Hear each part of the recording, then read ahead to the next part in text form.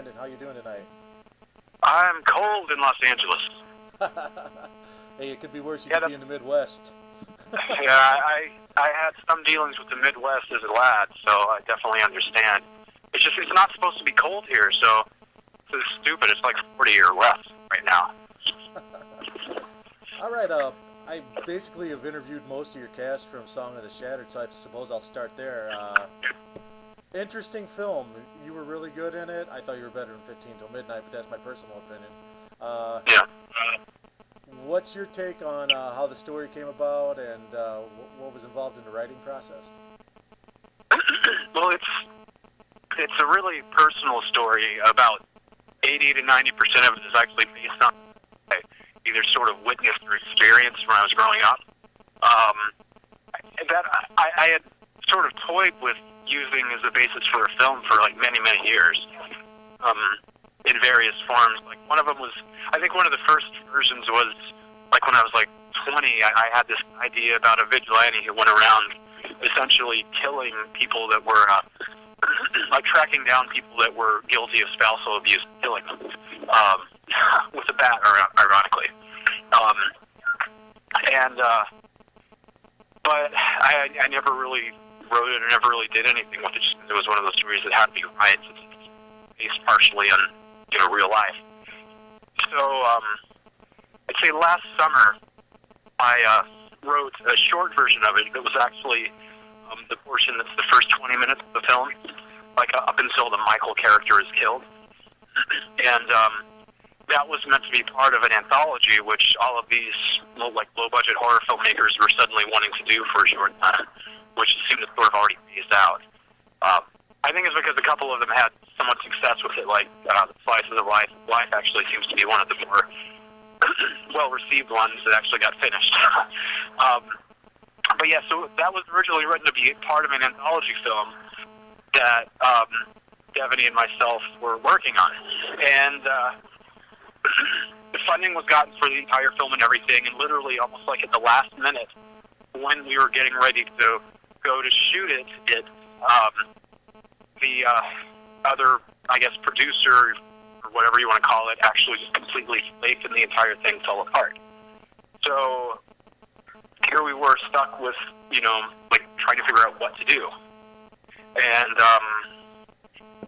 myself, Devaney, and some other people, including, Mr. Wolfgang Meyer and Joe Hollow and other people, were trying to figure out, what are we going to do? Like, we have all the resources to make a film, and it just fell apart. We can't just let it go. What do we do?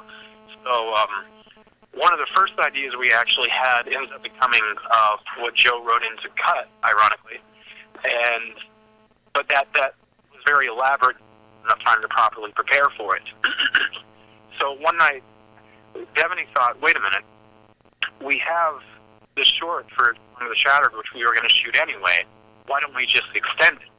Which I had always wanted to do, but instead of having a lead up or a build up until the end of that, I had always thought, what if that was the first act of a larger story? And we tell what happens to Angela afterwards. So I wrote the rest of the script literally in like 72 hours, which was actually pretty easy because I knew what I wanted out. And then once we were all there at the location sitting at the table, we modified it a bit and we shot it. And I think we shot it over like 15, 16 days in the Poconos in Pennsylvania. And it was really tough, and a lot of times we were literally we had to be really on our toes about everything just to make sure that, because it was shot under such conditions, that we didn't lose anything, and luckily we did. I think actually if I made a full cut of everything we shot, it'd be a 3-hour film, but, maybe a tough sell. Well, I mean, it's a very, very literate script, which, it surprises me that you wrote it so fast. And it's a very well-crafted movie. I think people need to see it, and I hope you get picked up for distribution. Where are you at now? Are you trying to self-distribute, or what are you doing? We've sent it to a few people. I know I've been contacted, both myself and Wolfgang have been contacted from a few different distributors. So it's all a matter of really just getting the best that you can for the film rather than dumping it off to the first person who says yes. You know, one of the reasons that I try to, you know, that I love independent cinema so much is because of the originality and everything else. But the reason I try to, you know, support independent cinema anymore is because I grew up in the age of videotape, and you know, I'm considerably older. But you're not that much older than me, actually.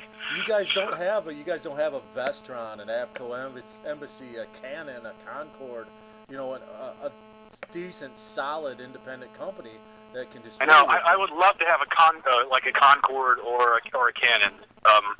By the way. I mean, the true independents are gone.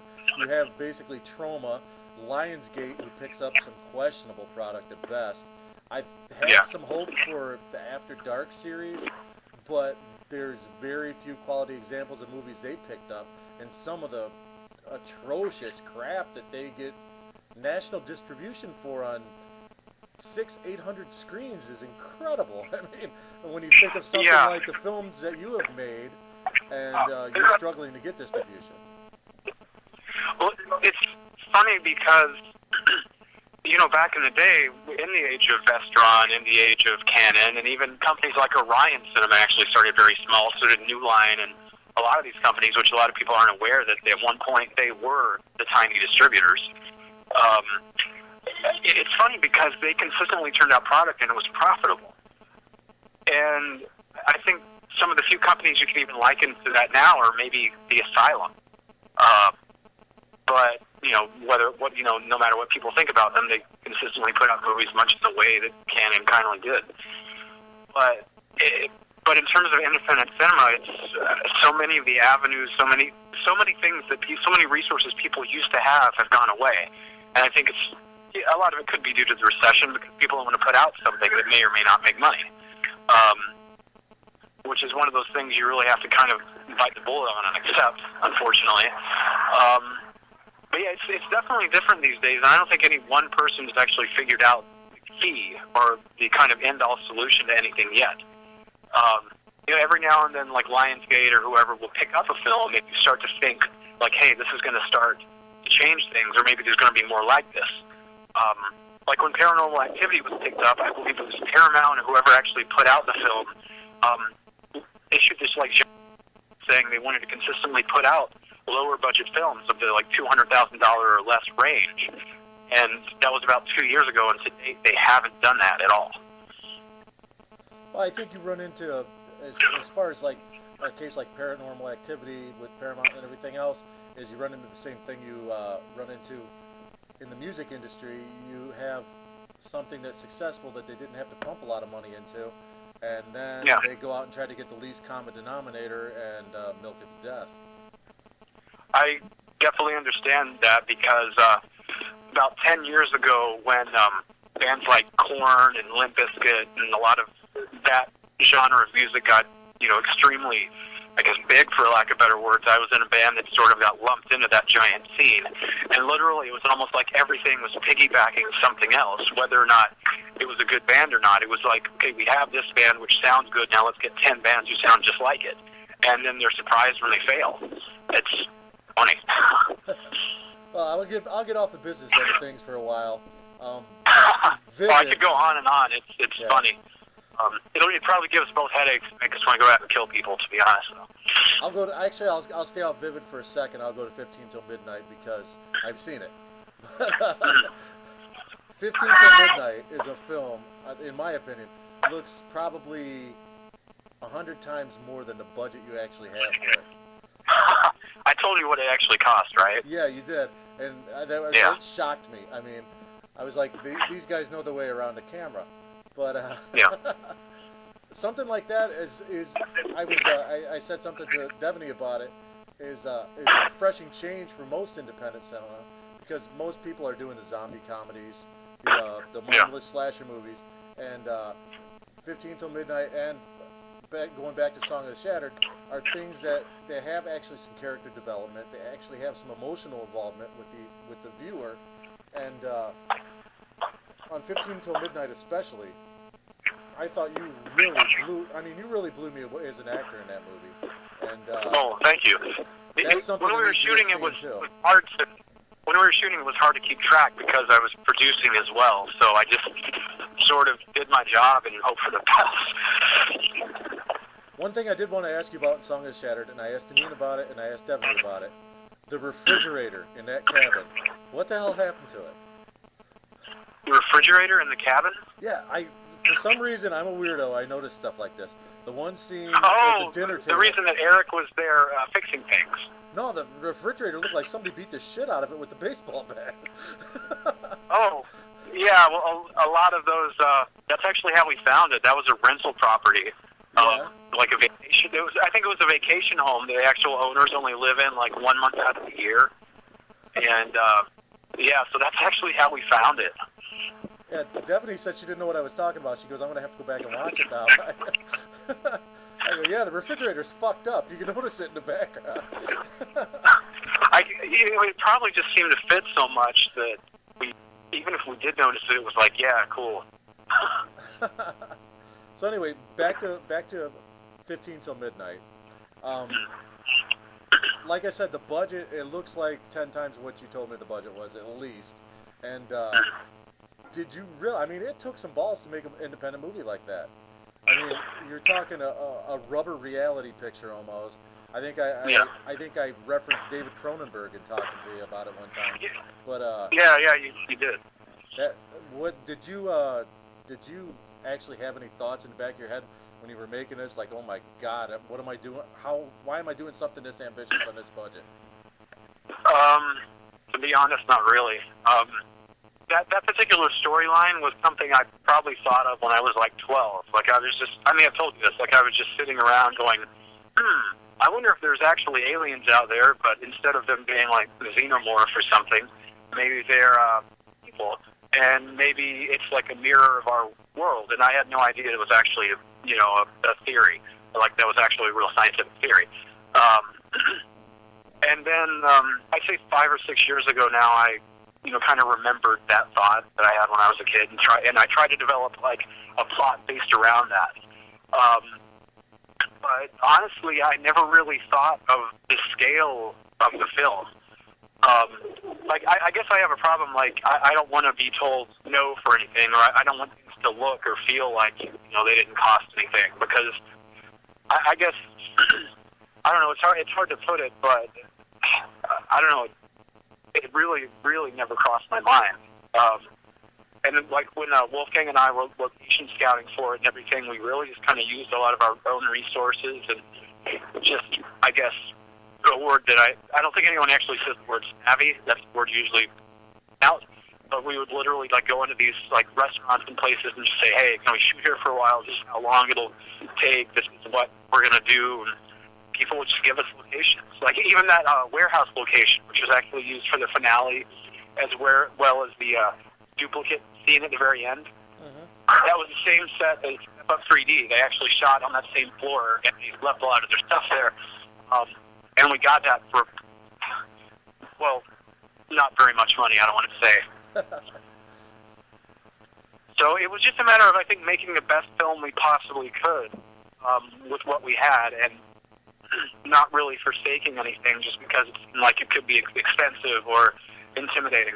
And I think because, like, both him and I, coming up doing a lot of films in New York, we're just kind of used to stealing shots and just doing it instead of worrying about all the logistics, like, oh my God, are we going to have permits? Are we going to get shut down by the police? And everything. We still think like that. So instead of worrying about all the minor details or things that may or may not happen, we just sort of do it. The Bowfinger filmmaking method, right? Mm-hmm. The Bowfinger filmmaking method? Still can't hear, kid. Oh, I was referencing the movie Bowfinger. Oh, I've actually never seen it, believe it or not. Oh, really?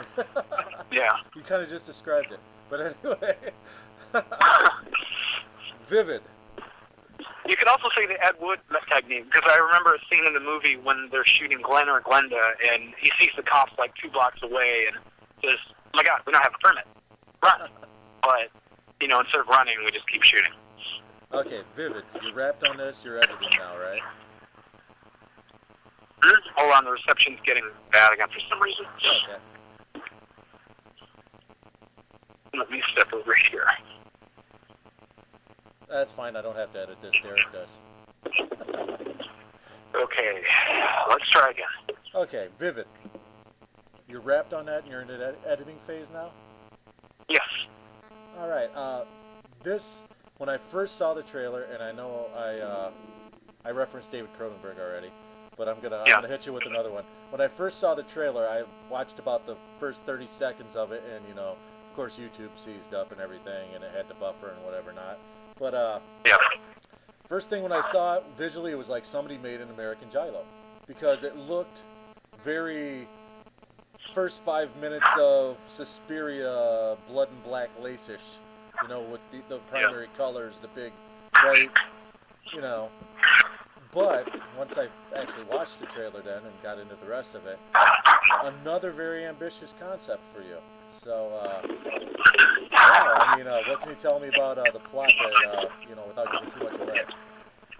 Well, Vivid is kind of like Song of the Shattered. It's a film that, like 15 to Midnight was a project that Wolfgang and I spent 6 months preparing before we shot it. Vivid literally had 1 month because it was a film like Song of the Shattered where we were unfortunately kind of picking up the pieces from something else that didn't happen. And, there was another film that many of us in Vivid were getting ready to shoot, and then we learned it wasn't happening, and we're like, well, we still want to shoot something. We're not just going to sit around and wait. So myself, Devaney, and Keith Kraft, we sat down for like 3 hours just sort of talking out possible plots, and one of us actually brought up the movie Flatliners, which had to do with kind of the visions that people see when they're dying and they bring things back from them. And from then on, we sort of layer upon layer on things, and I had another story that ironically I thought of when I was young about, or just maybe another concept or whatever. Maybe I was some strange philosophical thinker when I was 12. But another childhood thought I had was, what if one person's perception of sight or whatever was unique to them and different to other people? For instance, like if I see red, my perception of red could actually be yellow to you, but you know that is red. So to both of us, it's red.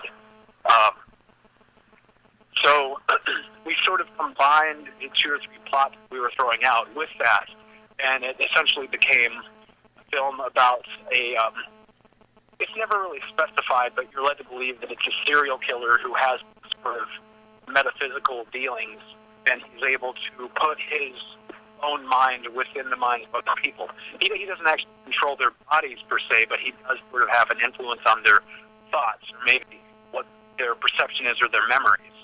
And he's essentially living out kind of grotesque fantasy through their other thoughts because he feels that he's done all these horrible things and he's bored. So he's like, what else could I do to stimulate myself? What other horrible acts can I do given these hours with the human mind that I have? And yeah, it is pretty ambitious. It may be even more convoluted than 15 Till Midnight in terms of layered storytelling or something, I guess. But I don't know. It's just what appeals to me. So that's kind of why I keep writing things like that. Well, I think the reason that 15 Till Midnight had a very, very complex story, and it was admittedly hard to follow in certain points, but I think what saved it and how you were able to pull it off is that you stayed pretty much with a linear narrative rather than I've seen the same concept, well not the same concept, but similar concepts done in films where they have a non-linear narrative and it ends up a confused mess. And I think you pulled it off because you went the different route. Yeah. Actually, I'm a very strong supporter of staying close to the narrative flow and actually sticking within the 3-act structure, especially in things like that. Because, as cool as it is to be a pretentious artist and come up with all these storylines and everything, you also don't want to lose your audience. You want, I have something in me, I want people to be able to enjoy things and follow them. I don't want them to come away lost and scratching their heads, no matter how ridiculous the plot is. Well, I think as far as Vivid, I can't wait to see it. Please keep me on your screener list. I shall. And you've done great things this year. I've really enjoyed what I've seen of your work. I'm going to have to find a copy of Plasterhead because you as the redneck guy in the beginning with the beard is priceless. I got to see this film now.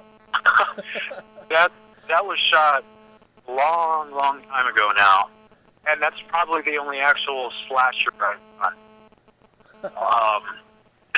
Speaking of, how, because you're right, a lot of people do typically do things that like slashers or zombie films or something, and I really don't want to do either. But yeah, I did it once. Okay, well, definitely, I'm going to look out for Vivid.